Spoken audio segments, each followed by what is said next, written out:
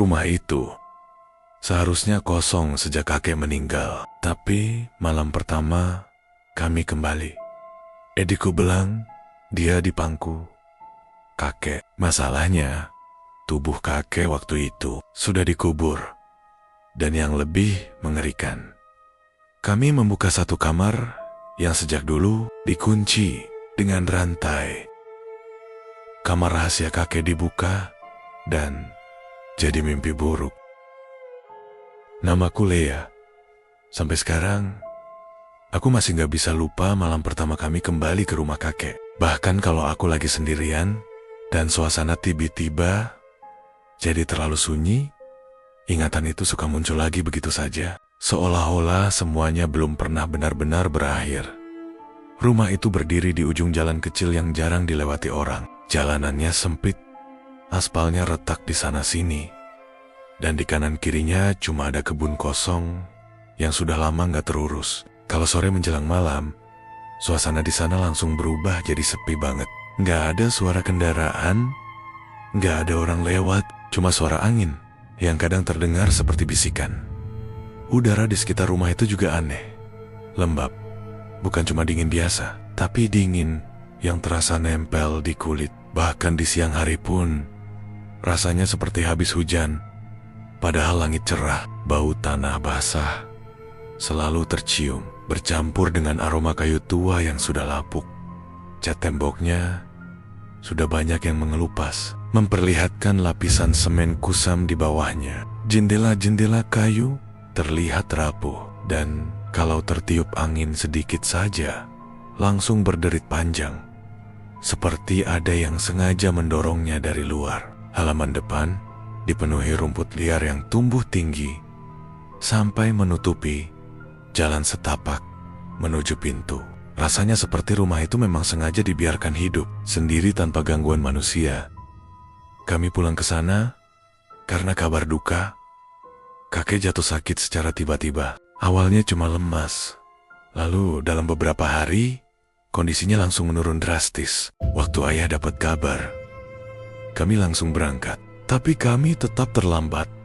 Kakek meninggal sebelum kami sempat benar-benar bicara banyak yang aneh. Waktu aku melihat wajah kakek untuk terakhir kali, ekspresinya bukan seperti orang yang pergi dengan tenang. Wajahnya tegang, alisnya sedikit berkerut, dan bibirnya seperti ingin mengatakan sesuatu, tapi tertahan. Tangannya juga menggenggam kuat kain sofa, seperti dia mencoba menahan sesuatu atau seseorang.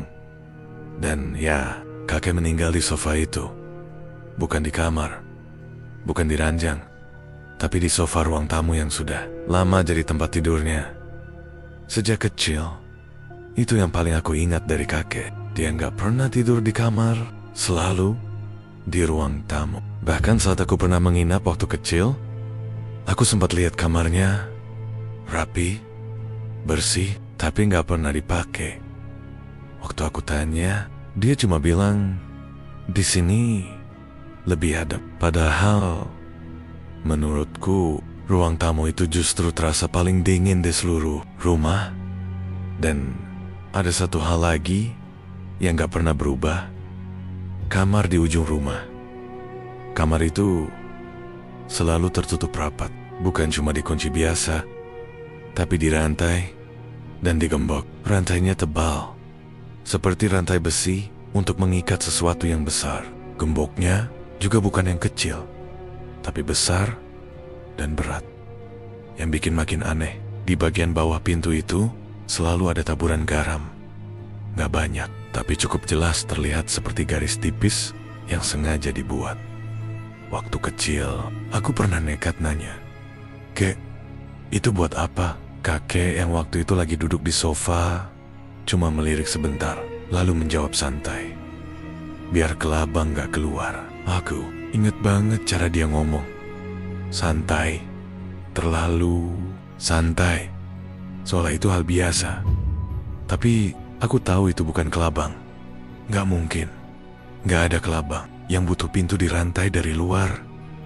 Gak ada kelabang yang harus dicegah keluar pakai garam seperti itu. Dan yang paling bikin aku Nggak pernah lupa, setiap aku berdiri dekat pintu itu, selalu ada perasaan aneh. Seperti ada yang berdiri di baliknya, diam, tapi sadar kalau aku ada di sana. Setelah pemakaman selesai, kami semua memutuskan untuk tinggal beberapa hari di rumah itu. Selain untuk beres-beres, juga karena ayah bilang sayang kalau rumah ini dibiarkan kosong begitu saja. Kami yang tinggal di sana ada cukup banyak. Ayah, ibu, aku, adikku Revan, lalu Om Erwin dan Tante Ajeng.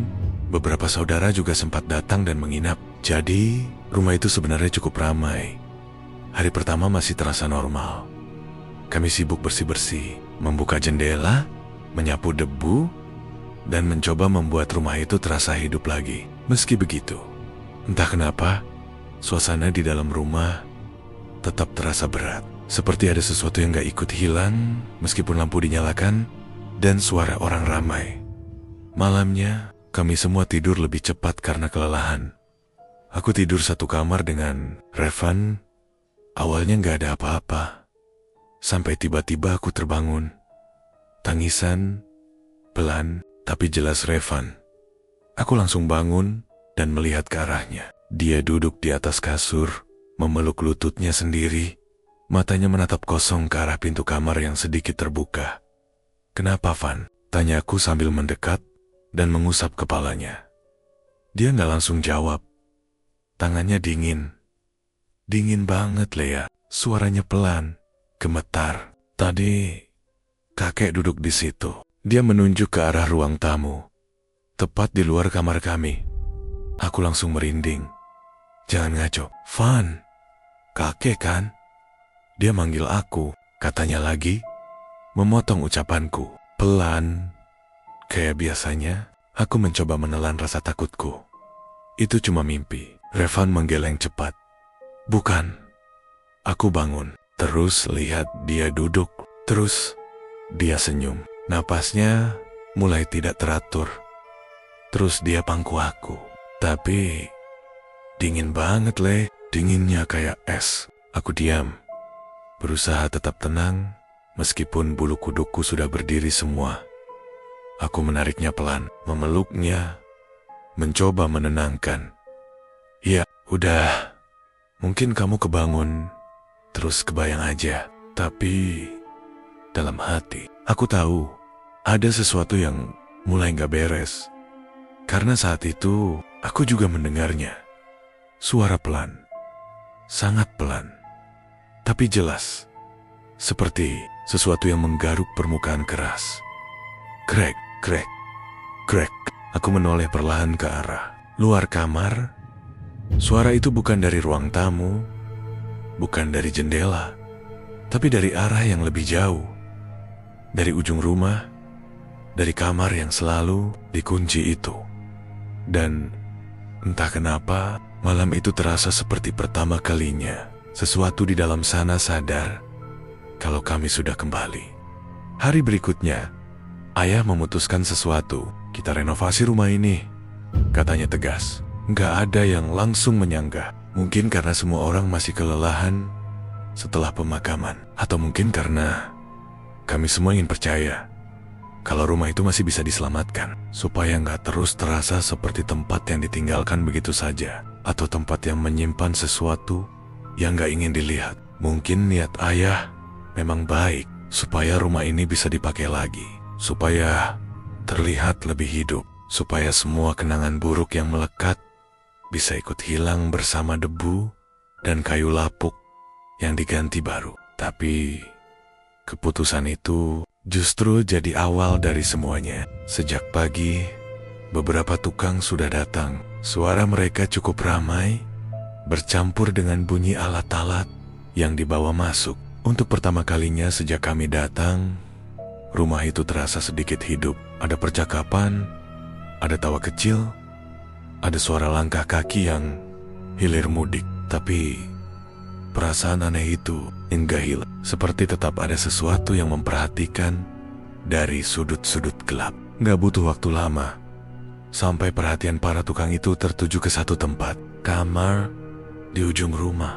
Aku yang waktu itu sedang berdiri di dekat ruang tamu, langsung menoleh saat salah satu tukang bersuara. "Pak, ini kenapa dikunci begini?" tanyanya sambil menunjuk ke arah pintu itu. Ayah yang sedang memeriksa bagian atap hanya melirik sekilas. "Buka saja," jawabnya singkat. Jawaban yang terdengar biasa, tapi entah kenapa membuat perutku langsung terasa gak enak. Para tukang mulai bekerja. Gembok pertama dilepas dengan mudah. Lalu rantai besi yang melilit gagang pintu. Suaranya berderak saat diturunkan ke lantai. Tapi saat mereka mencoba membuka pintunya, pintu itu tidak bergerak sama sekali. Seolah-olah dari dalam ada sesuatu yang menahannya. "Dorong lagi," kata salah satu tukang. Dua orang sekarang mendorong bersamaan. Pintu itu bergetar sedikit, tapi tetap tidak terbuka. "Kayak ada yang ganjel, Pak," kata tukang itu lagi sambil mengusap keringat di dahinya.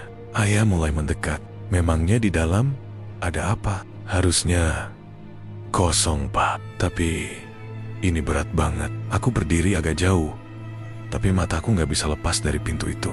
Perasaan yang dulu sering aku rasakan waktu kecil kembali lagi. Perasaan seperti ada yang berdiri tepat di balik pintu, menunggu. Akhirnya mereka memutuskan untuk menggunakan gergaji mesin. Saat mesin itu dinyalakan, suaranya langsung memenuhi seluruh rumah.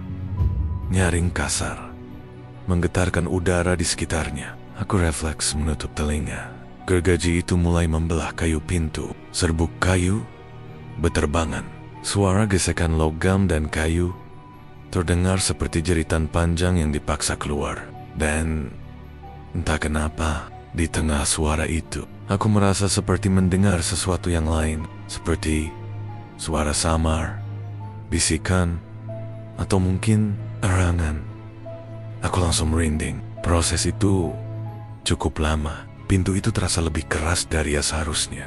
Seolah bukan cuma kayu biasa. Sampai akhirnya dengan satu dorongan kuat, pintu itu roboh ke dalam. Brok. Semua langsung terdiam. Sunyi mendadak menggantikan suara mesin. Kami semua menatap ke dalam dan kesam. Ruangan itu kosong melompong. Nggak ada perabot, nggak ada barang, nggak ada tanda pernah dipakai. Hanya lantai semen yang retak-retok dan dinding kusam.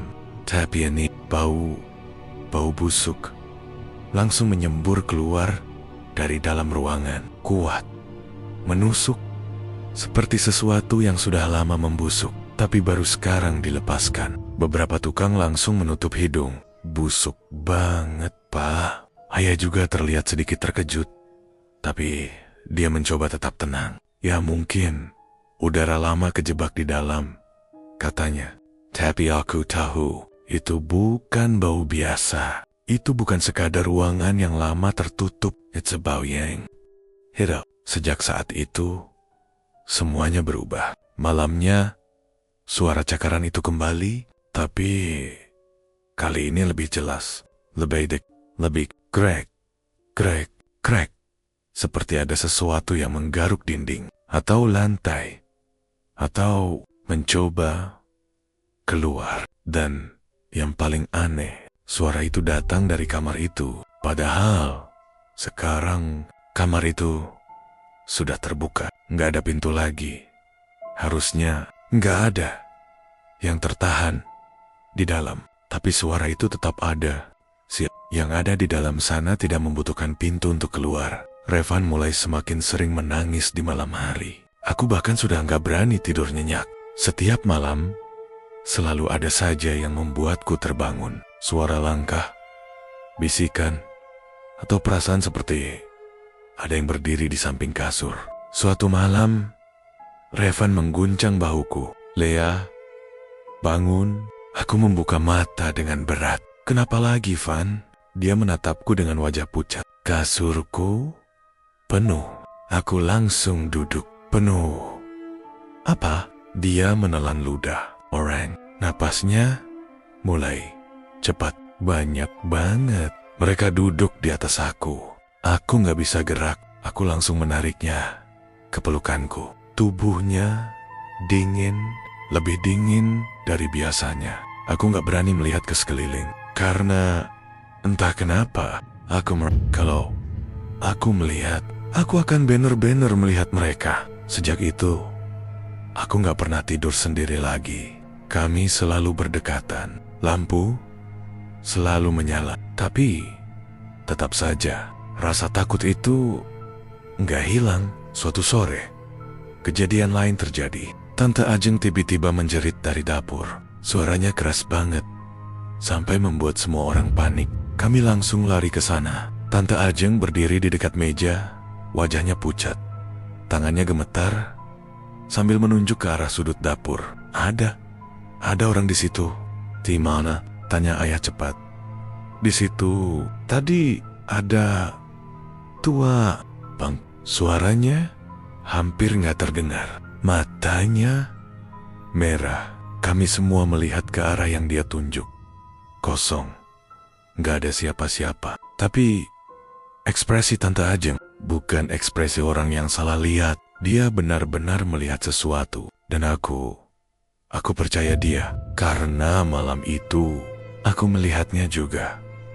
Sekilas, waktu aku ke dapur sendirian untuk minum, aku merasa ada yang berdiri di dekat kompor. Aku menoleh. Dan di sana, sesosok wanita tua, bungkuk. Rambutnya panjang berantakan, wajahnya gelap, tapi matanya menyala merah seperti bara api. Aku membek, nggak bisa bergerak, dan dalam satu kedipan, dia begitu saja. Aku langsung lari keluar tanpa berani menoleh lagi. Belum selesai sampai di situ, gangguan semakin menjadi-jadi. Lampu di rumah itu mulai sering pecah sendiri. Tanpa sebab, tiba-tiba saja, prak, kaca pecah. Padahal nggak ada yang menyentuh. Kadang, saat kami sedang duduk diam, satu lampu mati, lalu yang lain menyusul. Sesuatu sedang bermain dengan cahaya. Dan puncaknya terjadi malam itu. Kami semua sedang berkumpul di ruang tamu, mencoba tetap bersama karena nggak ada yang berani sendirian. Tiba-tiba cahaya di atas kami berkedip. Sekali, dua kali, lalu api muncul di langit. Awalnya kecil, lalu membes, menyebar seperti sesuatu yang hidup, menari-nari, bergerak sendiri, seolah punya kesadaran. Air, cepat ambil air, ayah berteriak.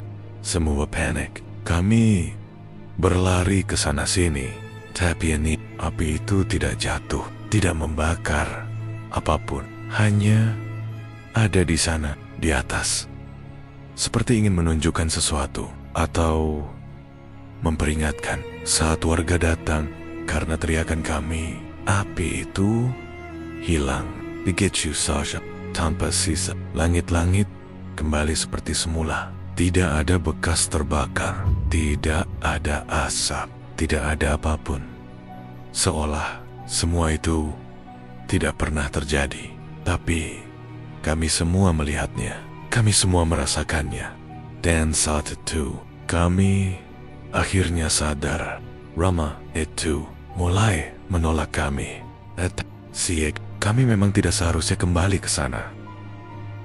Akhirnya ayah memutuskan kita pergi sekarang. Nada suaranya nggak bisa dibantah, tegas, tapi juga penuh tekanan, seolah dia sendiri sudah sampai di batas terakhir kesabarannya. Malam itu juga kami semua bergerak cepat. Nggak ada yang banyak bicara. Semua sibuk mengambil barang seadanya. Tas, dompet, kunci mobil. Nggak ada yang mikirin barang lain. Yang penting keluar dari rumah itu. Udara di dalam rumah terasa makin berat, sesak, seperti setiap detik yang kami habiskan di sana. Sesuatu makin mendekat. Aku sempat melirik ke arah ujung rumah, ke arah kamar itu. Gelap, tapi entah kenapa, aku merasa seperti ada banyak yang berdiri di dalamnya, menunggu. Kami keluar hampir bersamaan. Pintu depan dibuka lebar. Suara engselnya berderit panjang seperti menahan kami untuk pergi. Angin malam langsung menyambut. dingin, dan menusuk sampai ke tulang. Kami masuk ke mobil dengan cepat. Ayah di depan, ibu di sampingnya. Aku, Revan, Tante Ajeng, dan Om Erwin di belakang. Suasananya hening banget. Nggak ada yang bicara. Bahkan suara napas saja terdengar jelas. Aku menggenggam tangan Revan erat-erat. Tangannya dingin, basah oleh keringat. Mobil dinyalakan. Mesin meraung pelan. Lalu kami mulai bergerak keluar dari halaman, melewati pagar tua yang sedikit terbuka. Masuk ke jalan kecil yang tadi siang masih terlihat biasa saja. Tapi sekarang terasa berbeda. Gelapnya lebih pekat. Lampu mobil seperti nggak cukup untuk menerangi jalan di depan. Kami terus melaju. Beberapa menit pertama, semuanya terasa normal. Kami belok kiri, lurus, lewat pohon besar di pinggir jalan. Terus. Tapi setelah beberapa menit, ayah mendadak mengerem keras. Semua tubuh kami terdorong ke depan. Ayah, ibu, aku langsung menatap ke depan. Dan saat itu juga, jantungku seperti berhenti berdetak. Rama, itu di depan kami persis sama. Pagar yang setengah terbuka, halaman penuh rumput liar, dan pintu depan yang tadi kami tinggalkan. Kami kembali lagi. Nggak ada yang bicara beberapa detik. Sunyi, tapi sunyi yang menekan. Ini nggak mungkin. Ayah berbisik pelan, lebih ke dirinya sendiri. Dia langsung memutar setir. Pegangan, katanya singkat. Mobil berbalik arah. Kami keluar lagi, lebih cepat. Kali ini ayah menambah kecepatan. Jalan yang sama, belokan yang sama. Kami melewati tempat yang tadi sudah kami lewati, lebih jauh, lebih lama. Sampai aku mulai merasa kami pasti sudah cukup jauh dari rumah itu. Tapi saat mobil kembali melambat, aku sudah tahu. Aku sudah takut untuk melihat ke depan. Dan saat aku benar-benar melihat rumah itu lagi, selalu rumah itu. Seolah-olah jalan ini bukan jalan biasa. Seolah kami diputar, lagi dan lagi. Seperti tikus di dalam labirin. Enggak, ini enggak masuk akal. Tante Ajeng mulai panik. Revan mulai menangis pelan. Aku cuma bisa menggenggam tangannya lebih erat. Percobaan ketiga. Ayah tetap mencoba. Tapi kali ini sesuatu berubah. Kabut mulai muncul. Awalnya tipis seperti asap, lalu semakin tebal, menutup jalan, menelan pohon-pohon di pinggir. Lampu mobil hanya bisa menembus beberapa meter ke depan. Ya, aku nggak bisa lihat. Suara ibu mulai gemetar. Ayah tetap memegang setir, tapi jelas dia juga ragu. Dan di tengah kabut itu, seseorang muncul, berdiri di tengah jalan. Diam, Pak Haris. Suara Om Erwin pelan, tapi jelas terdengar kaget. Aku menatap lebih fokus. Itu benar Pak Haris, tetangga kakek. Tapi Pak Haris sudah meninggal lama. Bahkan sebelum aku SMP. Dia berdiri diam, wajahnya pucat, matanya kosong. Lalu dia tersenyum, pelan, terlalu pelan. Dan senyumnya itu gak terasa seperti senyum manusia. Aku merasakan dingin menjalar dari tengkuk sampai ke punggung. Jangan berhenti, ya, bisik. Tapi mobil sudah melambat. Pak Haris masih berdiri di sana, menatap kami satu persatu. Lalu tubuhnya seperti kabur, melebur dengan kabut, hilang begitu saja. Dan saat itulah sosok lain muncul di tempat yang sama. Aku langsung tahu, tanpa perlu diyakinkan, kakek. Dia berdiri di tengah jalan dengan pakaian yang sama seperti saat terakhir kami melihatnya. Wajahnya pucat, matanya kosong. Tapi kali ini dia menatap kami Langsung, aku minta maaf. Suaranya berat, seperti datang dari tempat yang sangat jauh. Tidak ada yang berani bicara. Kami semua terpaku. Aku bahkan gak sadar kapan air mataku mulai jatuh. Kakek mulai bicara, pelan, terputus-putus, tentang rumah itu, tentang masa lalu yang gak pernah dia ceritakan. Rumah itu bukan rumah biasa. Dulu, tempat itu adalah tempat pesugihan, tempat orang-orang datang untuk membuat perjanjian dengan sesuatu yang bukan manusia. Dan Kocek membeli rumah itu murah, terlalu murah, karena ada syarat perjanjian. Dia harus menjaga mereka, tidak boleh membuka pintu itu, tidak boleh membiarkan mereka keluar. Dan saat dia mati, dia akan menggantikan penjaga sebelumnya, menjadi bagian dari mereka selamanya. Sebagai gantinya, keluarga kami akan aman, tidak diganggu, tidak disentuh. Tapi kalian membuka pintunya. Suara kakek semakin pelan. Senyum JDB. Aku nggak bisa ditahan lagi, kek. Terus, kami harus gimana? Suaraku bergetar. Kakek menoleh ke arah rumah yang entah bagaimana sudah kembali ada di belakang kami. Kalian harus masuk lagi. Kami semua langsung menegang, lari lewat kamar itu. Suara kakek mulai seperti tertiup angin. Jangan lihat ke belakang, jangan takut, dan jangan lepas tangan. Lalu dia menghilang. Kabut ikut menipis, dan kami kembali berada tepat di depan rumah itu. Tanpa pilihan, kami turn. Langkah kami berat. Pintu rumah terbuka sendiri saat kami mendekat. Pelan, berderit panjang, seolah menyambut kami masuk. Udara di dalam lebih dingin dari sebelumnya.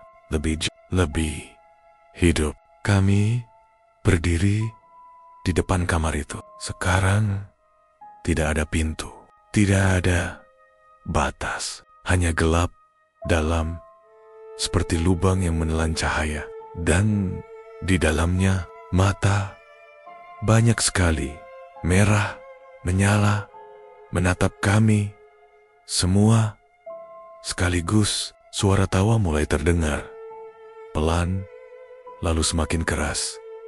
Bisikan, jeritan, tangisan, semua bercampur, mengelilingi kami. Kita harus sekarang. Ayah berteriak. Kami langsung saling menggenggam tangan.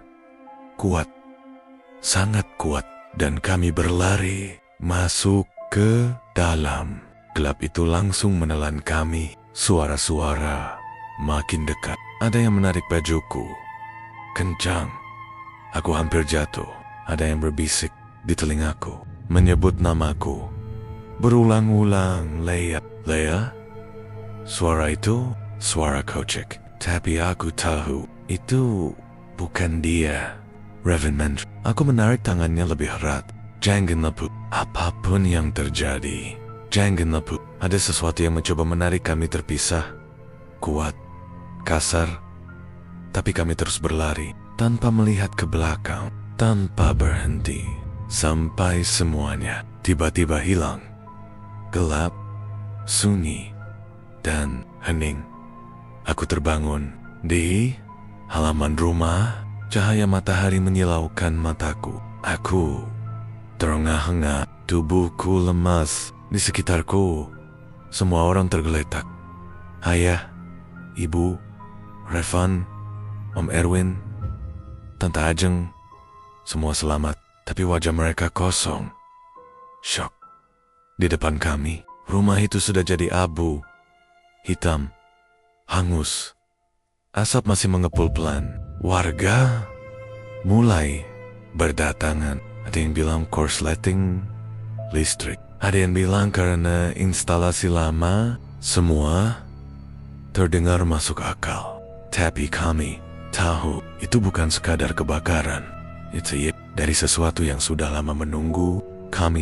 Tapi ada yang tertinggal di sana. Kakek dan semua yang dia jaga. Sampai sekarang, kalau aku memejamkan mata, aku masih bisa melihatnya. Ribuan mata merah itu menatap, diam, menunggu.